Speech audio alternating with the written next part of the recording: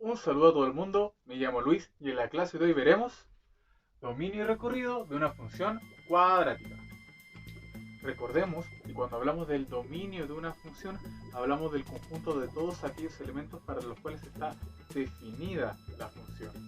Esto implica de que en muchos casos, en muchas funciones, nos vamos a poder considerar todos los números reales que conocemos, porque en algunos casos, si ingresamos un determinado número, esta función se indetermina. Y más que la función, es la expresión analítica de esta función la que se indetermina. Por ende, es importante de que nosotros sepamos calcular y reconocer los dominios de diferentes tipos de funciones. Cuando hablamos de funciones cuadráticas, nos toca fácil y sabemos de que el dominio de este tipo de funciones son todos los números reales. ¿Esto qué significa? De que yo puedo evaluar cualquier valor en x dentro de la expresión analítica de una función cuadrática. En clases anteriores realizábamos la analogía de una función con una máquina.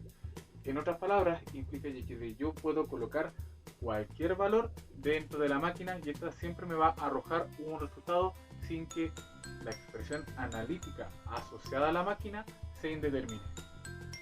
En otras palabras, cuando hablamos de dominio, hablamos de todos los valores que toma x en una determinada función. Y cuando hablamos de recorrido, hablamos de todos los valores que toma y dentro de una función. En específico, cuando hablamos de funciones cuadráticas, recordemos de que cada valor de x tiene que tener una sola imagen en y. Este valor de x tiene una imagen en la curva. Este valor de x también tiene una imagen en la curva.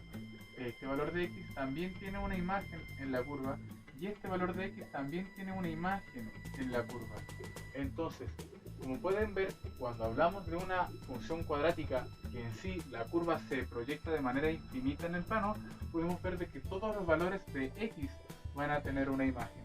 Sin embargo, si nos ubicamos en el eje vertical, en el eje de las ordenadas, podemos ver de que esto no ocurre de la misma manera, porque este valor de y va a tener una imagen, este valor va a tener una imagen, pero acá ya no tengo curva para que tenga una imagen en y, por ende nosotros definimos de alguna manera el recorrido de la función cuadrática.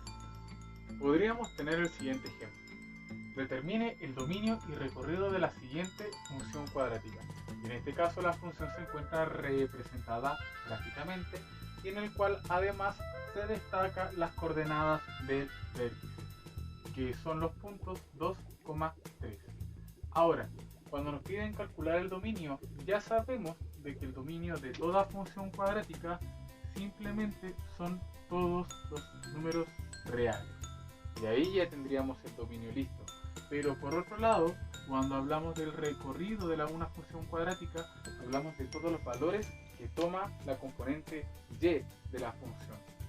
Entonces, si observamos la gráfica, sabemos de que esta función cuadrática se proyecta infinitamente en el plano. Y si se dan cuenta, todos estos valores que toma la curva va a tener una imagen en el eje vertical y así hasta el infinito negativo. Sin embargo, no todos los puntos en el eje y pertenecen al recorrido de la función, porque llega a un punto máximo en el cual la función va a estar definida dentro de lo que es el recorrido de esta función. En otras palabras, definimos de que el recorrido de la función van a ser todos los números desde el menos infinitos hasta el punto, en este caso, máximo del vértice. ¿Y por qué? Porque más allá del 3, en su ordenada, ya la parábola no existe, no tiene imágenes. Por ende, definimos de que el recorrido es desde el menos infinito hasta el número 3. Podríamos tener este otro caso, en donde de igual manera tenemos que determinar el dominio y el recorrido de esta función. El dominio ya sabemos de que como es una función cuadrática, el dominio de la función serán todos los números reales. Pero cuando hablamos del recorrido, hablamos de un intervalo de valores para las cuales la función va a estar definida en el eje vertical. Y en este caso, como la parábola está abierta hacia arriba y se proyecta infinitamente, todos estos valores de y van a tener su respectivo valor en la curva.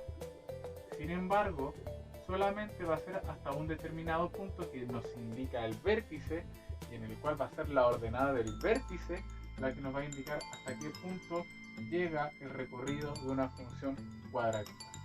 En este caso vemos de que parte desde el -1 en el eje vertical y no tiene fin, por ende va a llegar hasta el más infinito. Entonces, formalmente definimos el recorrido de una función cuadrática de acuerdo a dos casos. Como vimos en los ejemplos anteriores, estos varían de acuerdo a la concavidad de la parábola, si se abre hacia arriba o si se abre hacia abajo. Tenemos estos dos casos. Si el coeficiente a es mayor que 0, quiere decir que la parábola va a ser convexa, el recorrido de la función va a estar determinada por este intervalo, la componente en y del vértice hacia el más infinito. En cambio, si la concavidad de la parábola es cóncava, o sea que el coeficiente a es negativo, definimos que el recorrido de la función va a ser desde el menos infinito hasta la componente en y del vértice. Como podemos ver, el punto que nos entrega primordialmente esta información son las coordenadas del vértice. Por ende, es recomendable conocer las coordenadas de este punto antes de determinar el recorrido de una función si simplemente no nos entregan la representación gráfica de esta. Veamos un ejemplo. Tenemos lo siguiente. Determine el dominio y recorrido de la función cuadrática f de x, que es igual a menos 2x² más 12x.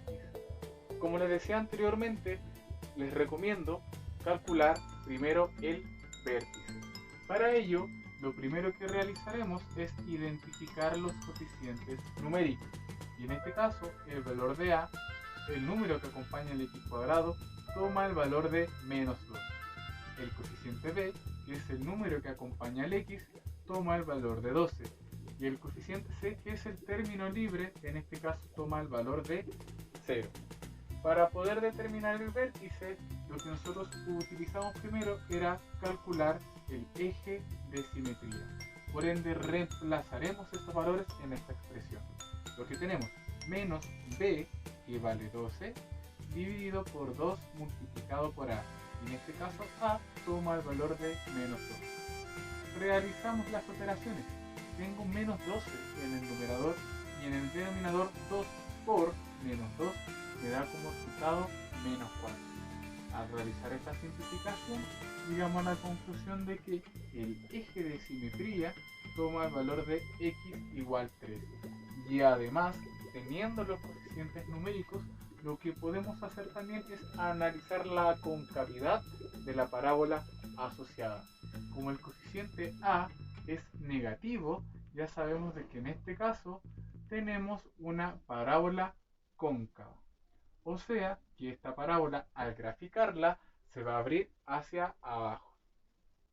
Ahora que sabemos de que el eje de simetría de esta función cuadrática equivale a x igual a 3, para encontrar el vértice lo que tenemos que hacer es evaluar este valor dentro de la función f. Esto implica de que cada vez que aparezca la x, lo voy a reemplazar por el valor del eje de simetría, en este caso por 3. Una vez que lo hayamos reemplazado, realizamos las operaciones que corresponden. 3 al cuadrado equivale a 9 y 12 por 3 equivale a 36. Menos 2 por 9 equivale a menos 18 y al sumarle 36 nos da como resultado final 18. Esto implica de que las coordenadas del vértice equivalen al punto 3,18. Finalmente, ahora que tenemos el vértice de la función cuadrática, podremos determinar el recorrido. Entonces, ya sabiendo de que la concavidad de esta parábola es negativa, sabemos de que la expresión del recorrido es el siguiente intervalo. Entonces concluimos de que el recorrido de esta función será desde el menos infinito hasta la componente en y del vértice, o sea, hasta el número 18. O sea que la respuesta es la siguiente. El dominio de esta función cuadrática equivale a todos los números reales y el recorrido de esta función equivale al intervalo de valores que va desde el menos infinito hasta el número 18. Este fue el video de hoy, que sea de utilidad para todos ustedes y nos vemos en una próxima oportunidad.